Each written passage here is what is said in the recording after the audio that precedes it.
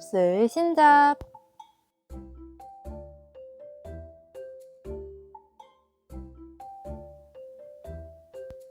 한세여고 여러분 안녕하세요. 아나운서 최유진입니다. 우리가 놓치고 있는 상식들이 있다? 혹시 여러분은 지나간 일들에 대해서 그때 이걸 알았다면 얼마나 좋았을까? 라는 생각을 하신 적이 있으신가요? 저는 그럴 때마다 아쉬운 마음에 한숨을 푹푹 내쉬곤 했던 적이 있답니다. 헙세 알아두면 쓸데있는 신비한 잡학상식, 줄여서 헙세신잡에서는 오늘의 토픽에 대한 이야기와 그와 관련된 꿀팁들을 소개해드립니다. 오늘은 마지막 방송인 만큼 어떠한 주제를 들고 와야 할까? 하고 수많은 고민을 한 끝에 한 가지 주제를 선정했답니다. 우리의 삶 속에서 항상 함께일 수밖에 없는 그것. 가장 잘 알아야 하고 가장 주의해야 하는 것. 무엇인지 궁금하시죠? 그럼 지금 빨리 알아보러 가실까요?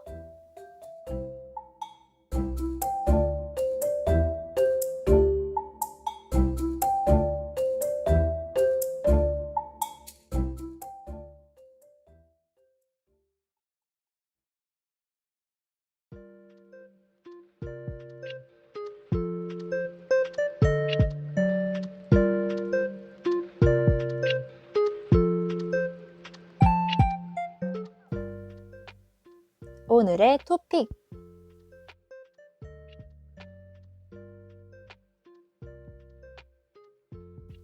이 코너에서는 오늘 선정한 토픽에 대한 이야기들을 해보는 코너입니다.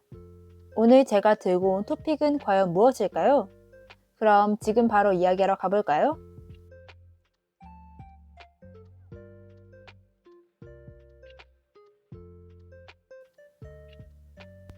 마지막 방송인 오늘 제가 들고 온 토픽은 무엇일까요? 뭐니 해도 우리의 삶에서 가장 중요한 이것. 네, 맞아요. 오늘의 토픽은 바로 돈입니다. 우리가 살아가는 데 있어서 뗄래야 뗄 수 없는 사이죠. 저는 지금 학교를 다니면서 알바를 병행하는 중인데 정말이지 매달 월급날만 기다린답니다. 제 통장에 돈이 들어오는 그 순간만큼은 일하면서 힘들었던 것도 다 잊혀질 만큼 행복한 것 같아요. 사실 돈 자체가 행복을 준다기보다는 돈을 통해서 할 수 있는 일들이 행복을 준다고 하는 게 맞겠죠? 하지만 그만큼 위험한 게 돈이기도 해요. 누군가는 돈 때문에 죽기도 하고 돈을 위해서 남을 해치기도 하니까요. 그 방향은 타인뿐만 아니라 나 자신도 해당되는 것 같아요. 당장 더 많은 돈을 위해서 도박을 하는 등의 행위는 결국 자기 자신을 망치는 짓이니까요. 성인이 되고 내가 직접 돈을 벌고 쓰다 보니 돈의 가치를 확실하게 느끼게 된 것 같아요. 그리고 그와 동시에 돈을 슬기롭게 잘 쓴다는 것에 대해서 생각을 하게 되었어요. 그래서 마지막 방송의 주제를 돈으로 들고 왔답니다. 그렇다면 돈과 관련한 우리가 꼭 알아야 할 꿀팁에는 무엇이 있을까요?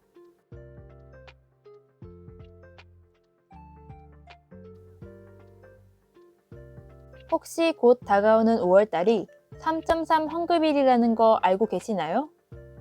여기서 3.3%는 원천세를 말합니다. 소득 원천에서 징수되는 세금이죠. 인건비와 같은 비용이 발생할 때 사업자는 소득을 입금하면서 3.3%를 세금으로 납부하게 됩니다. 알바 월급이 들어올 때 세금 3.3%가 떼인 상태에서 들어오는 거죠. 그런데 이 세금을 환급받을 수 있다는 거 알고 계시나요? 방법은 두 가지가 있는데요. 하나는 홈택스를 이용해 직접 소득신고 후 환급받는 방법과 3.3이라는 세금 환급 대행 업체를 이용하는 방법이 있답니다. 참고로 3.3을 이용해서 여러분이 환급받을 수 있는 환급액을 미리 알아볼 수도 있으니 본인이 대상자인지 얼마나 환급받을 수 있는지 궁금하시면 한번 확인해 보세요. 3.3의 경우 세금 신고 후 환급받는 금액에서 일정의 수수료를 받는다고 하니 환급 방법을 고를 때 참고하세요.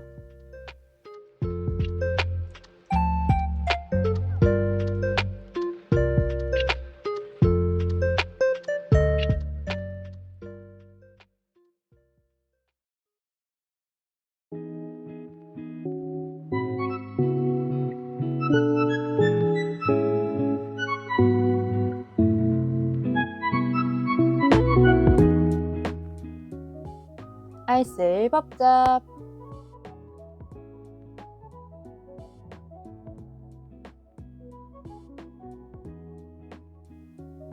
너무나도 어려운 법. 하지만 우리는 살아가면서 여러 가지 법들과 마주하게 되죠. 이 코너에서는 오늘의 토픽과 관련된 생활 속 유용한 법들을 쉽고 간단하게 소개해드립니다. 그럼 우리 함께 알아보러 갈까요?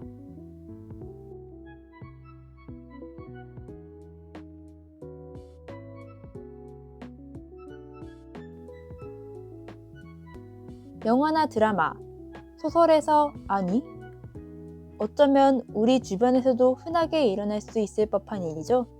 누군가에게 돈을 빌려주는 일이요. 그게 내가 돌려받지 못해도 괜찮을 금액, 그러니까 적은 돈이라면 그냥 잊고 넘길 수 있겠지만 그게 아니라면? 큰 돈을 빌려주게 되었는데 그걸 돌려받지 못하게 되었다면 어떻게 해야 할까요? 물론 돈을 빌려준 친구에게 찾아가 돈을 돌려달라고 말한 뒤 다시 돌려받을 수 있다면 좋겠지만 그럼에도 불구하고 돈을 돌려받지 못할 상황이 온다면 우리는 법적 조치를 취할 수밖에 없겠죠. 그렇다면 이때 취할 수 있는 조치에는 어떤 것이 있을까요? 대표적으로는 지급 명령이 있죠. 지급 명령은 금전을 받아야 한다는 채권자의 청구가 이유 있다고 인정되면 당사자를 법원에 출석시키지 않고 채권자의 주장만으로 채무자에게 변제를 명하는 재판입니다. 일반 소송보다 간단하고 저렴한 비용으로 분쟁을 해결할 수 있기 때문에 상대적으로 시간, 비용, 노력 등이 적게 들어갈 수 있답니다.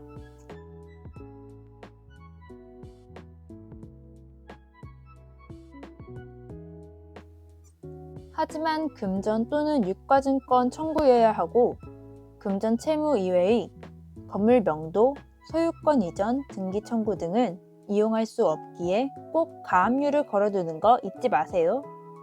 그리고 한 가지 더. 만약 돈을 빌려간 사람이 의도적으로 돈을 갚지 않기 위해 재산을 제3자에게 넘겨버려 채무를 이행할 수 없는 상태가 되었다면 어떻게 해야 할까요? 이때 사용할 수 있는 게 채권자 취소권입니다. 예를 하나 들어보자면 갑이 을에게 1억을 빌렸다고 가정해봅시다. 그런 갑에게 유일한 재산으로 집이 있고 그 집을 갑이 자신의 친구인 병에게 증여해버린 경우 이 경우에는 을은 채권자 취소 소송을 통해 그 집을 다시 갑에게 돌려놓은 다음 그 집을 경매로 넘길 수 있습니다.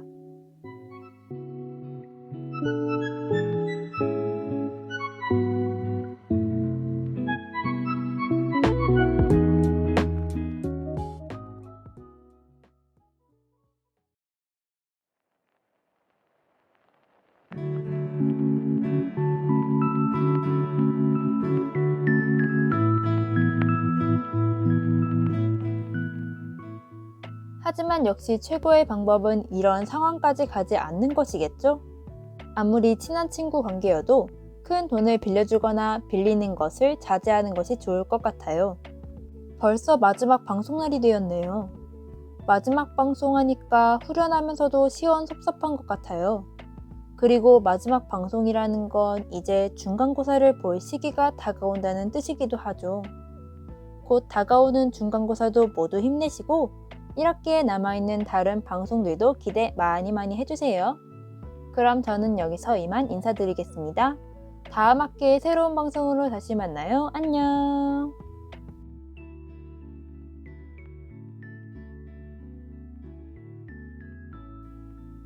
지금까지 프로듀서 아나운서 최유진, 엔지니어 최유진이었습니다.